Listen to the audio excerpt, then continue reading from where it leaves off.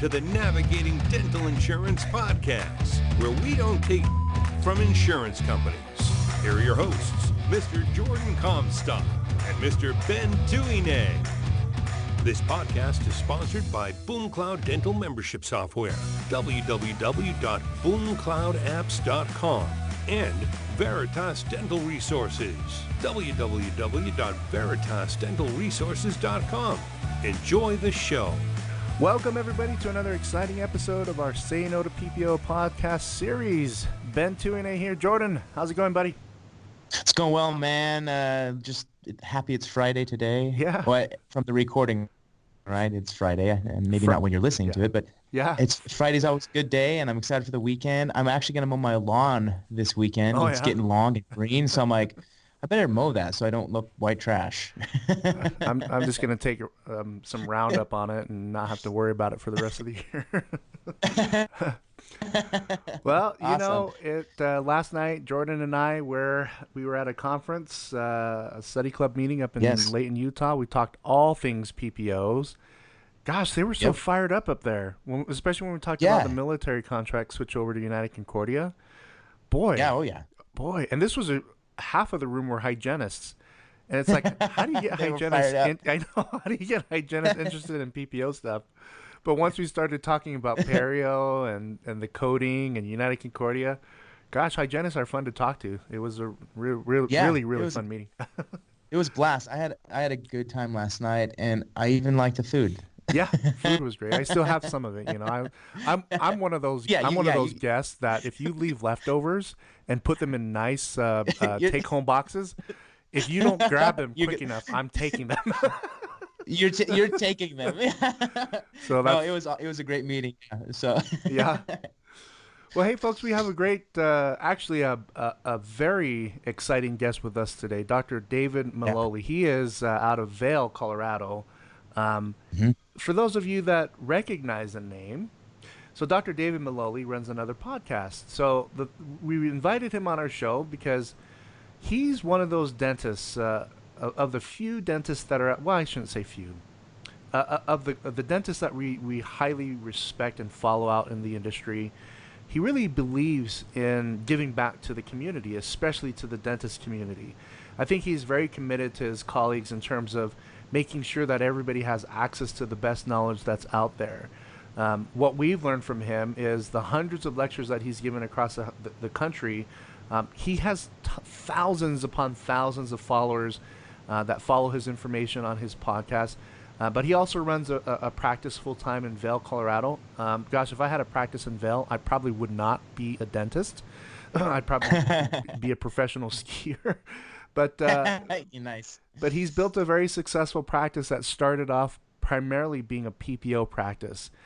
We're going to let him tell his story, but we're excited to have him on the show today. Dr. David from the Relentless Dentist podcast, it's so great to have you on our show. How are you doing? I'm great today. Thanks for having me on, fellas. I feel like awesome. Yeah. I feel like you should be asking us the questions because your podcast like rocks. Everybody knows your podcast, and we're just like we're still in the dirt in terms of where we're at and trying to. Well, I might turn the tables on you. You never know. Yeah. Hopefully, right? Just kidding. So as you know, PPOs. I mean, we attack people. Well, we try our best not to attack them too much because, we get I get lawsuits from time to time that get sent to me. But rest assured, you're safe sharing your opinion here. With it looks like it's almost an exclusive dentist-based listenership that we have. A bunch of office managers too. But I guess we'd like to start with what's your take on insurance, PPOs, and I mean, as a practicing dentist, love to hear your opinion there. I built my practice on PPO participation. I started it in 2009. Cruddy economy. I walked into, I was probably overconfident in hindsight. 7 years ago, I walked into the most expensive healthcare and real estate market. So I had to be very resourceful, very quick, and my intention was to be a fee-for-service practice. But I had a pregnant wife and had to make the phones ring, and that was one tool that I used. I think if you look at it in the right way, it can be an asset. If you look at it as a enduring relationship, it can be a big liability. Yeah. And so where I'm at right now is that I have a capacity issue, and so I'm being very strategic about participation. That's taken a lot of work to get to that point. But I'm thankfully that I have options there. I've been, in a nutshell, I think my relationship has been just like most other dentists. I've been bullied by them plenty of times, and Yeah. My definition of bullies is bullies pick on the weak. Yeah. And so whenever I have to take a stance, I go on the offensive as opposed to the defensive, and that works pretty well. I can tell you more about a scary audit that I had to go through a couple years ago. But anyway, that's my feeling. If my wife and I had her best friend or my best friend living in the house, it would probably alienate our relationship to a degree. And I think that's what insurance companies tend to do between a good, caring, benevolent doctor and a well-intentioned patient. They just muddy the waters, and a lot of times it creates a lot of friction and conflict, which is not good for anyone. I hear you. Jordan and I were at a meeting last night up at, what's that university, Weber State, up in Layton, Utah? Yeah, Weber State, Layton, Utah, yep. Oh, they were fired up. They were so fired up. Yeah, they were, man. It was awesome. That's a military community. There's a Hill Air Force Base is just right there. And I think you're in Vail, right, Dr. David? I am, yeah. Yep. So you should build the second practice in Park City. Park City's owned by Vail now. I guess I know. I need to use my ski pass up there. Yeah, use your ski pass. we were awesome. at this meeting, and people were so fired up about how United Concordia switched. Well, they're taking over the military dependent contract now, starting May 1st, and it's a separate fee schedule from the other United Concordia PPO plans that are out there, and it's much lower than the MetLife fee schedule. MetLife had the military dependent contract for the last number of years. But we're seeing this trend of insurance carriers lowering fees. I mean, Delta's doing it everywhere. I don't know if you heard about what they did. I'm sure you do. You probably get the complaints from Massachusetts, the doctors there. That, right. Yeah. Oh yeah, man. Have you seen that TRICARE thing is difficult because I was in the military for 5 years, and the one thing that you as a GI, as a family dependent, you become very used to walking in and getting something for nothing, whether it be a prescription or a filling or a pro fee or whatever it may be. And so I can only imagine what the fallout of their $500 and some crowns will be. Yeah, it's everybody that we know of, they love the military, and they continue to serve active duty as well as dependent care. And they switched. People have been opting into this new United Concordia fee schedule just because it's the military. But I think the consensus out there is, shame on United Concordia, whoever it is that's behind the scenes that's not treating the military for what they're worth. I think they should be paying over $1,000 on a crown, giving the military the best benefits that are out there for obvious reasons.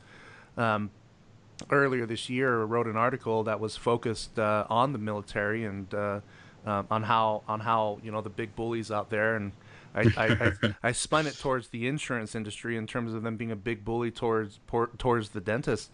In Vail, like the closest doctors that I know of to where you're at in Frisco, I was at a meeting that was put on by Nobel Biocare about a year and a half ago. Okay. They were complaining about how Guardian had a lot of the contracts up there, so did Cigna and Delta Dental. They were complaining that those insurance carriers, even over the last 2 to 3 years, were reducing fees. Have you seen any of that in your community? I haven't had any reduction, thankfully, but and I've been successful with negotiation. But there's definitely, like with the resort being here, and I'm sure it's the same for people in Frisco. They have Keystone and Breckenridge. I have Vail and Beaver Creek employees. Even the quote unquote fee for service offices locally tend to take Guardian because of that very reason. So any sort of slap from the powers that be would be felt immediately on our margins. Yeah. Wow. I'd like to get your take on what Jordan does, like the membership programs. Here in Utah, we did some research. There's this statistic that's floating out there. The U.S. General Surgeon says that 108 million people in the U.S. are uninsured. How many people live in the U.S.? I think it's closer to 300 million. It's like Yeah, I think so. I can't remember. I looked at it a while ago, but I've forgotten. I guess So it's not an important number, I guess. they're saying a third, but we did our own research here locally in Utah. Utah has 3 It's million like residents, and only Right. 1 million are have insured. dental So it's insurance. it's flopped that a third of the population is insured on the dental side. Who knows on the medical side, but we know the dental numbers. So that Right. means in our community, there's a huge need for doctors to build their own membership programs. Heck, you can probably build a Yeah, second insurance carrier here if you wanted to, or another one here, and there'll still be a lot of patients to go after to get insurance. I'd like to Yeah, here get in Jordan's Utah, there's take, a lot of yeah, opportunity. on your area, Dr. David, in terms of what the dynamics are in terms of the uninsured, if that's even something for the rural communities to go after. I think it's even more so. I mean, we were early adopters of that, like right out of the gate. It's an idea that I'd heard of, and Awesome. I jumped right on board Great. 2009. And so in a resort area, we have our locals and our tourists or travelers, right? And so we call ours Mhm. Local Savers Plan. And Awesome. from a dentist standpoint, I mean, every single day almost, I see someone come in and neglect, and they just got insurance from, say, Vail Resorts through Guardian, what have you, and they're a little or a lot ashamed, and they want to tell the story about they were fell into neglect because they didn't have insurance. Well, you guys know probably better than I and are more well versed in it, but insurance is a misnomer for the benefits that they get, because if you get in a collision, that's insurance. If you get hail damage on your roof, that's insurance. Yep. If you fall over the handlebars of your mountain bike and bust 4 teeth, well, sir, I can only fix one tooth. That's not really insurance. It's not really Um, insurance, no. so we used it as a counter to that excuse, because they're obviously trained in that, or some people are, that cash cash isn't an option. And I think dentistry itself is trained them to some degree. I mean, I hear my team, and sometimes I even do, we're worried about, oh, they have a night guard, but do they have benefits? Well, let's just stop it. They need a night guard, and they can choose whether there's value, and we Yeah. can help promote that value, and so be it. But the local savers plan, the programs that dentists are establishing there, I think are a huge resource, because it's the difference between someone coming in for a cleaning and walking out with a treatment plan, and someone coming in for a cleaning and walking out with a treatment plan and coming back for that treatment in a lot of cases for me. Very cool. Yeah, I've seen that as well with these membership programs, that they definitely get patients back in the door. And then, a good story that I like to talk about is we actually have a practice so we have a software that allows practice to organize these programs Sure. and track everything. And what I've seen out there's this practice signed up with us and had no membership program whatsoever. They knew that there was a need. A lot of patients retired and lost their dental benefits is another issue out there. Sure. And I mean, they were able to sign up in like 2.5 months, I think like over 250 patients in 2.5 months, and they're continuing to grow. So it's like, in a lot of places, it's a huge need that a practice can definitely create and offer to their patient base. And it's I was talking to the doctor the other day, and he's like, Jordan, it's working, man. We're generating these memberships, and then these patients are coming back and getting treatment. And typically, they're like, they said like the husbands would never accept treatment. They would say, yeah, no, it's yeah. Right. Right, But yeah. but now that they're on these membership programs, they're accepting treatment, right? And I just thought it was very interesting. So very cool to hear that you guys have a membership program over there, It's, and it's it's phenomenal. working well. Yeah, it's phenomenal what you're doing, because I think if most dentists looked at it that way, I mean, literally before I moved out to Vail, my wife and I on a napkin wrote down every barrier that keeps people going from a dentist and a way to counter it, right? Oh, And so that's wonderful. Yeah, so that's wonderful that you do that. sometimes it's the smells or the sounds, or bad experience when you were 6 years old. Yeah. And you can deal with, sedation and aromatherapy and whatever it is, but a majority of the time it's, I want to get it done. You've explained the value. You showed me the intraoral pictures. I agree there's a hole in my tooth, but I just don't have $600 laying around. And so it quickly goes to the bottom of the pile, proverbially, and then doesn't get taken care of. But with that membership plan, just like a Costco or anything else that would have a membership, it gives you privileges. And I think I mean, I don't have a stat on it, but as far as case acceptance of people under that membership plan, it's far above any sheer cash patient or anyone under a PPO contract with us. Oh yeah. Yeah, that's fantastic, and go ahead, Ben, were you going to say something? Yeah, there's what's his name that you interviewed on your show too? Dr. Chris Phelps. Oh yeah, Oh, Chris did is he a go good on your buddy of show? mine. Yeah, he's a good buddy of ours too. Yeah, So I talk to Phelps at least once a week. I at least try to. so his story in going to wine country out in California and then being stuck with all these memberships and getting all these crates of wine sent to his office quicker than he can drink them. It's a good thing that he used them towards the marketing that he did. Otherwise, he'd probably become like this crazy alcoholic. You should probably tease him about that, Jordan. But no, yeah, I love his story because he has a practice that's $2 million built off of his membership program. Yeah. And people don't really realize in the dental community on the clinical side that for everybody that's out there that's insured, only 48% of people ever use their dental benefits. And of that 48%, only 7% ever max out a $1,500 to $2,000 annual maximum each year. And then you start to wonder, how do insurance carriers make their money? And why do insurance carriers like Delta Dental only do dental insurance? And the reason is because it's very, very low utilization. I mean, if you think about the lives that they insure on the dental side, so let's say they insure 1,000 people at $1,500 annual maximum. What is that? So let me just pull up 1,000 people times. Yeah, I wish I were a mathematician. So times 1,500. That's $1.5 million in annual maximums that they've insured. And just with 1,000, you said? Just with 1,000 people. And the reason why they make so much money is because only 47% of the people ever come in, and then only 7% ever max out their benefits each year, which leaves them with a huge surplus. So when you look at Dr. Phelps' practice in terms of his $2 million operation that's strictly off of his membership program, he doesn't have anybody filing insurance. He doesn't have anybody sending an appeal for a denied claim. It's just a really beautiful model, and that's something that Jordan and I have been trying to promote across the country, is that people just need to focus on this a little bit more. That's how you really get away from dental insurance, is you just got to be creative about it. It becomes so much of our daily protocol that we become blind to all the waste that's involved in trying to get another $100 for a pano, Yeah.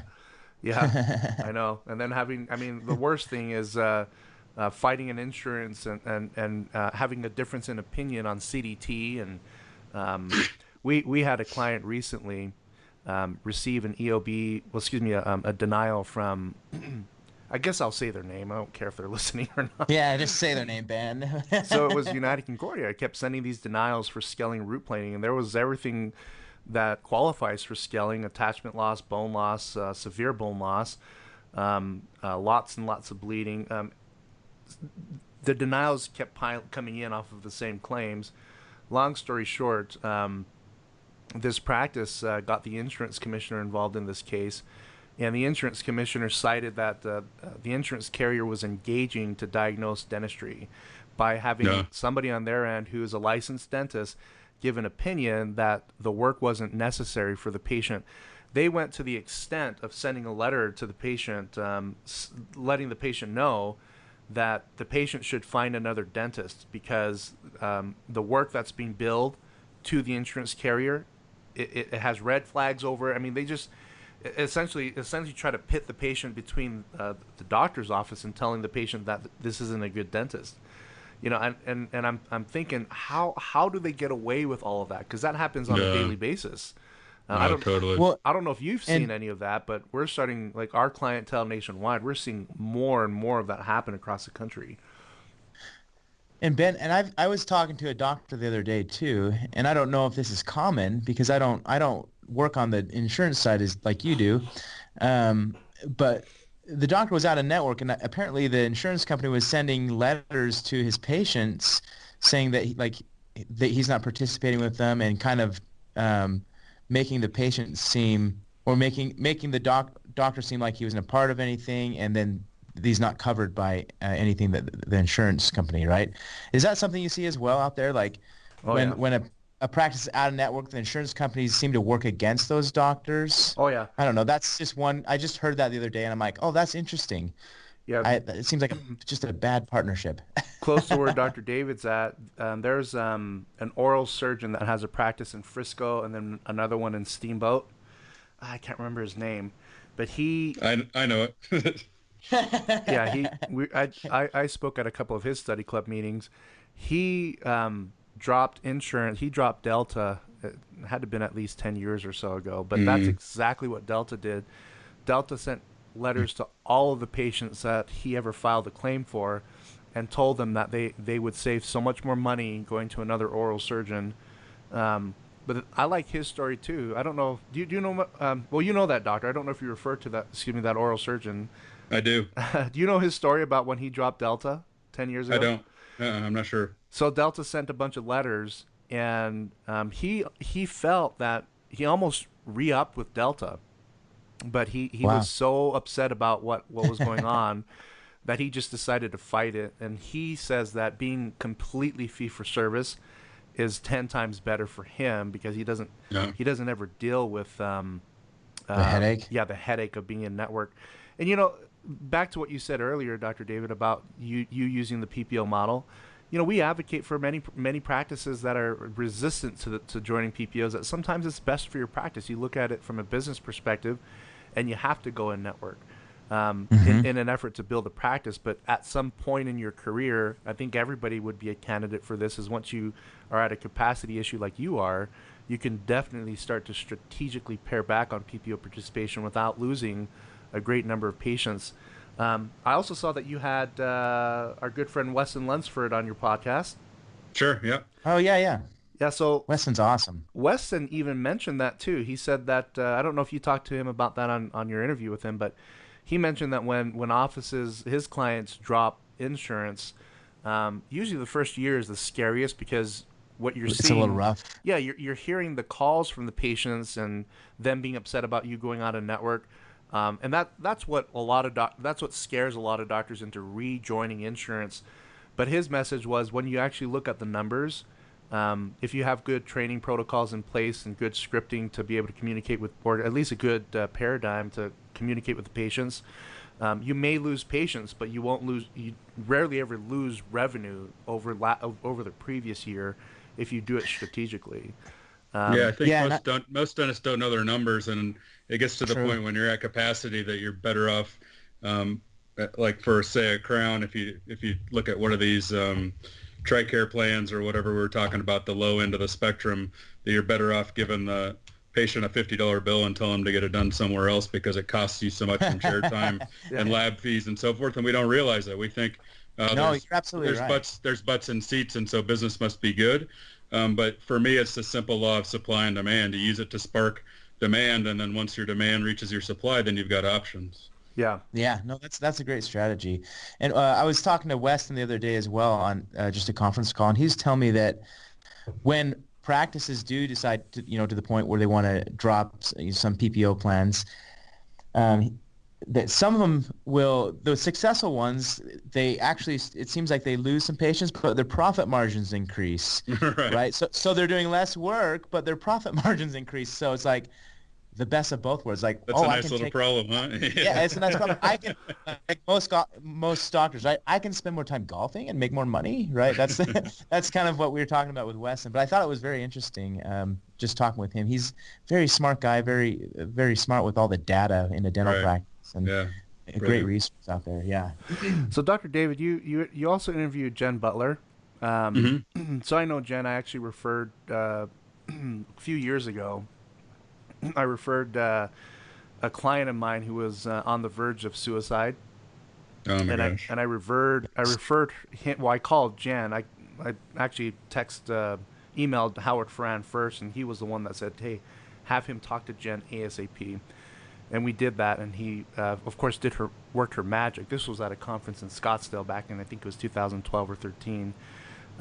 We've been getting emails from clients, younger dentists that are out of school, maybe 2 or 3 years, recently purchased a practice and things aren't going as well as they thought, very upset about being deceived with the numbers in terms of what they were sold, not Right. necessarily turning out the way they wanted to according to how they planned when they purchased the practice. And I feel like a lot of these guys and gals are just feeling disappointed and a huge shot in the gut. What advice do you have for people in that situation that are new practice owners, that are discouraged, that don't see light at the end of the tunnel? I don't know if you've been through similar experiences, but do you have any advice for people like that in that situation? Yeah, my whole podcast is based on that one principle, really. I mean, I Yeah. think the thing that frustrates, I think, in general, I'm a stereotype just to keep things simple. I think the average dentist is introverted, a scientist. I think he's very benevolent and giving, and when he sat across the table from the admissions committee, he told how he wanted to help people and be a part of the community, or she wanted to help people and become a part of the community. And so we have this very idealistic mindset when we go into dental school. And then we get into dental school and we're judged against perfection, meaning that's a really nice crown. It's maybe better than I can do as a supervising faculty, but I'm going to give you B because I see one little defect here. Good luck next time, right? So we spend 4 years doing that, and then Wow. we walk into a dental practice, and we don't know what a good advertisement looks like. We don't know what a good call to action looks like. We don't know what good phone skills sound like. We don't know what a good team member does for us, and we don't know what our numbers are, like we talked about before. And so we're set up to fail from the beginning, I believe. And so it leads to frustration because we all want a good salary. We all want time with our families, and we end up being our vision gets hijacked by insurance contracts and maybe the overbearing front desk who we are intimidated by, or the patient who's a squeaky wheel, and so we write off anything that's not covered by insurance. And so I think that's the front end of the back end story that you're talking about with suicide, substance abuse, bankruptcies.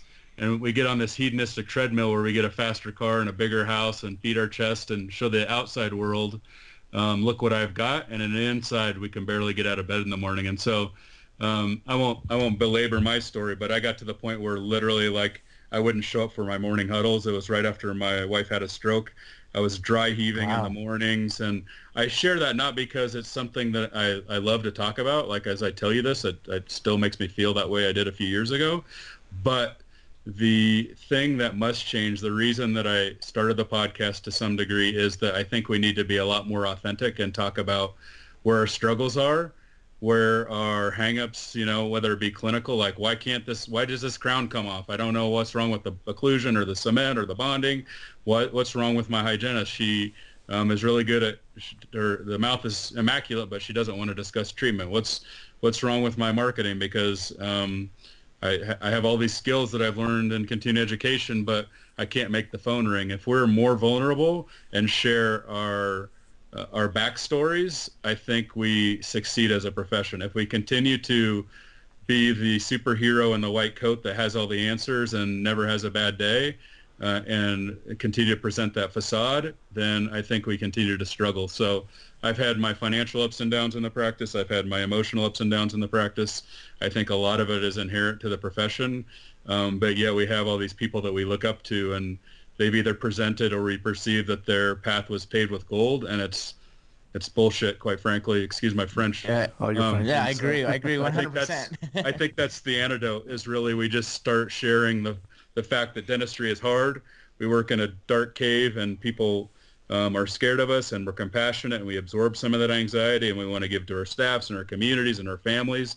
And that's all great, but we have to be fulfilled in that process too. So it's something I'm really passionate about, and I think dentistry needs to just be a little bit more authentic and vulnerable, and realize that the problems I have in my practice may be slightly different than somebody in Chicago or in a small, like where I grew up in Lexington, Nebraska, but there's more commonalities than not where we really have our pain points. I really appreciate that. Yeah, that was great. What Is there an episode in particular that you can think of that continues to drive that point that you talked about on your podcast that we can post on this particular episode? Because we get, even my own personal clientele, a lot of the doctors that are young that use us, usually a year and a half later, they're way better off than they were when we first found them. And that's just a combination of just the good advice that they get from us and other people that we refer them to. Do you have, can you think of an episode in mind on your podcast that talks about this that we can post in the show notes? Yeah, I'm always very, I prepare my guests because I ask them, what are they scared of? I ask them, name a moment where they kind of look like things were pitch black and they were able to kind of be resourceful, and when they were painted in a corner, figure a way out, things like that. So I'm always very pleased with what I'm able to get from the audience. The one person, to answer your question, who literally dropped my jaw as I was speaking to them, I went silent. I just wanted to hear the story, is Dr. Steve Rasner. It's somebody that I'd seen speak live, somebody who I had followed, and he has an amazing story. I'll let people listen to it on the show. But again, if you look at the outside looking in, you think, man, this guy has it all, right? He's fascinating on stage. He's amazing clinically. He just seems like he was born to be a dentist, and he's second generation dentist. But he shares his backstory, and the thing that's so amazing, one, that he's willing to share it, but two, it's enough to make most of us who've had trying times in our lives really look and reflect and understand that everything is figure outable. There's a light at the end of the tunnel if you're persistent. And so I admire that guy to no end on multiple levels, and the simple fact that he was willing to go there, talk about personal problems, family problems, and how it almost took away his career is something that it gives me chills just to think about it. So that would be the one show that I would encourage people to listen to, because, very cool. We have big problems and small problems, and I'm not saying that like we have tragedies in our lives. I've certainly, I mentioned before, I found my wife face down on her laptop, had a stroke in my office a few years ago, and I thought my life was over. I thought my son was going to have no mother, all those things, and it makes it pretty hard to come back and grow a practice when you're in that state. Those are the things that the more you talk about it, the more you realize that other people have been there. In fact, lots of other people have been there, and some people have been in far worse situations, and there's light at the end of the tunnel. So persist, don't give up, cling to your life vision, because you went to dental school for a reason. Don't forget what that is, and you also can't forget what you want your legacy to be. What do you want them to say at the end of the day? Is if you use those as a magnet, I think with support of family and friends, almost anything is conquerable. Yeah, I love that message. That's awesome. Yeah, thank you for that. Our listeners greatly appreciate that. I see Dr. Steve Rasner's bold biography here that you interviewed him.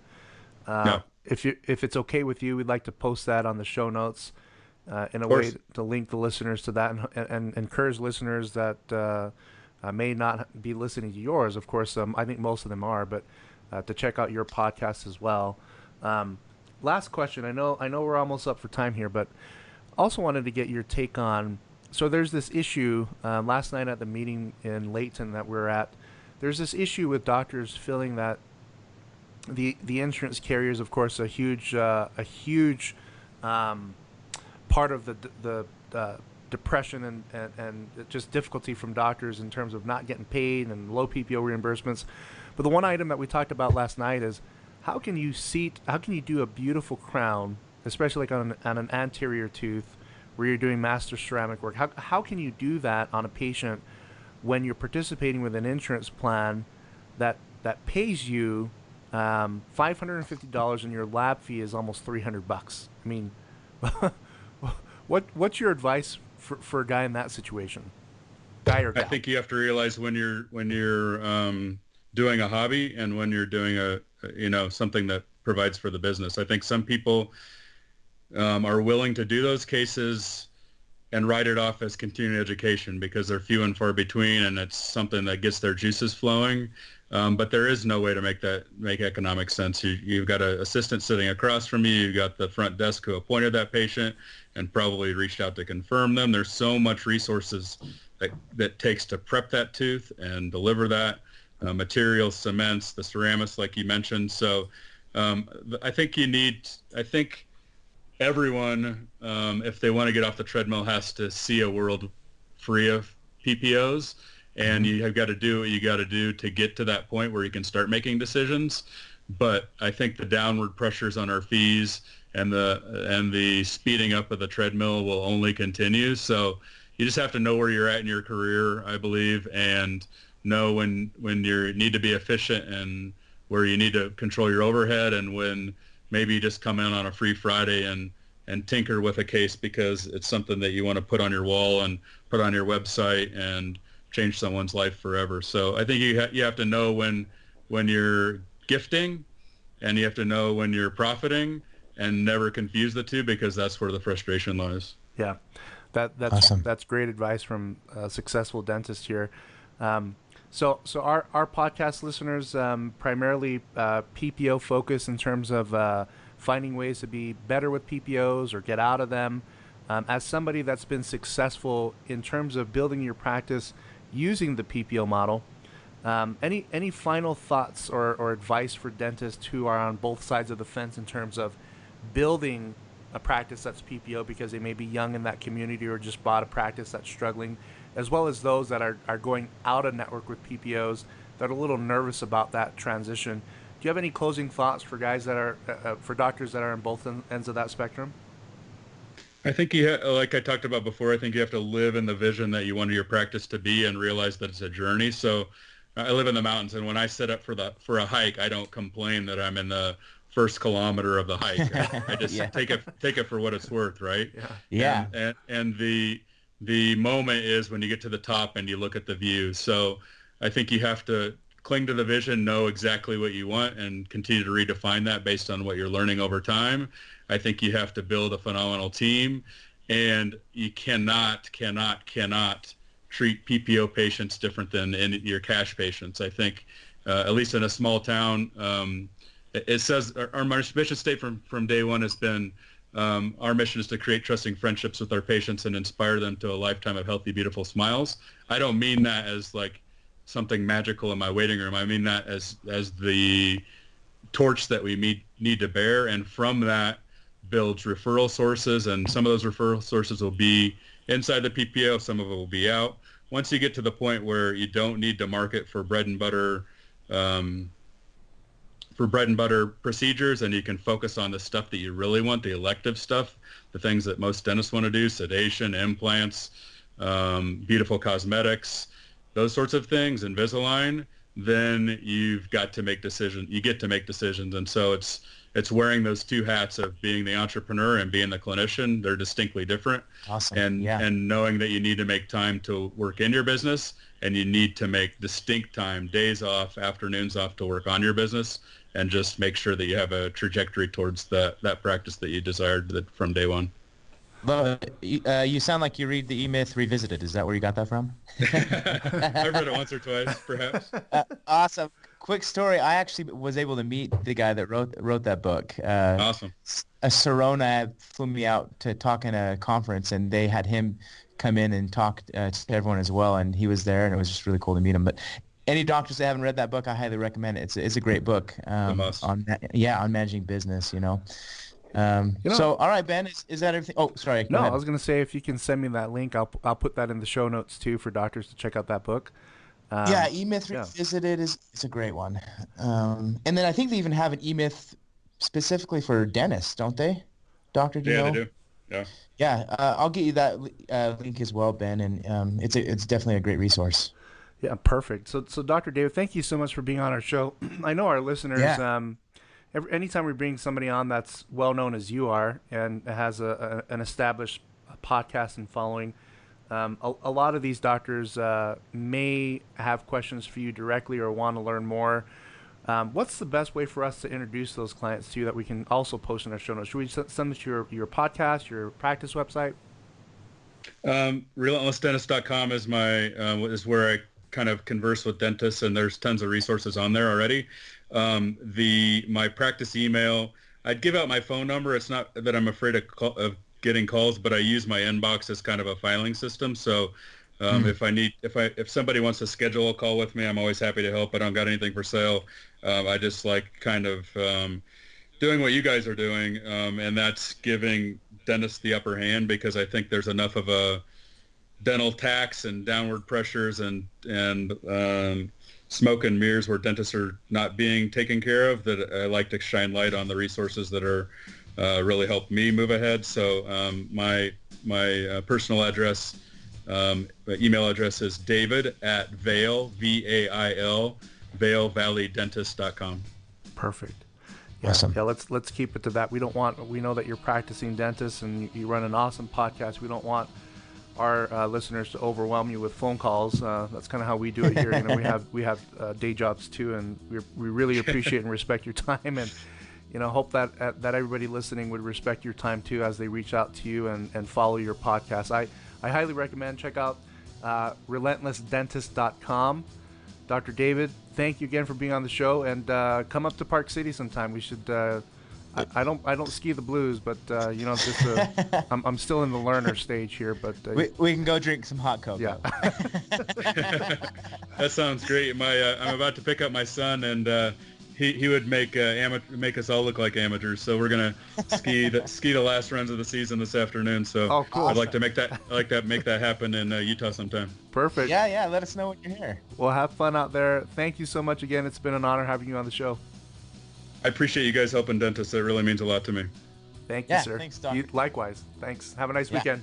That's it, folks. Thanks again for tuning in. Hey, if you have any friends who want to learn more about the stuff that we talk about, please let them know that we exist. Referring your friends to saynotoppos.com is the best way you can show your support for us. However, if you don't like the podcast, we'll give you a full refund. Also, let us know if you want to hear anything new or something that we haven't covered just yet. Try to keep the topics to PPOs as that's our area of expertise and things that we know the best. Just email me at help@veritasdentalresources.com.